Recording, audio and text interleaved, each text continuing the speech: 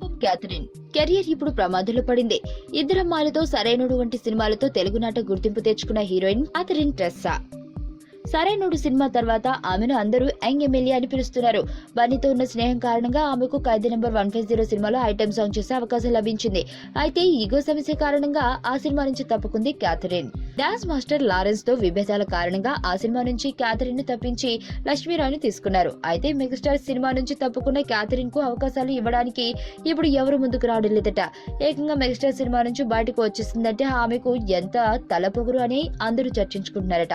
దీంతో ఆమెను హీరోయిన్ గా తీసుకోవడానికి వెనకడుగు వేస్తున్నారట.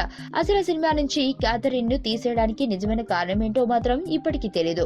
లారెన్స్ తో విభేదాలని చిరంజీవి కూతురు సుస్మితను ఎదిరించిందని ఇలా పలు వార్తలు వినిపిస్తున్నాయి. ఏదేమైనా ఓ పాట కారణంగా తన కెరియర్ కి ప్రమాదం కొని తెచ్చుకుంది క్యాథరిన్.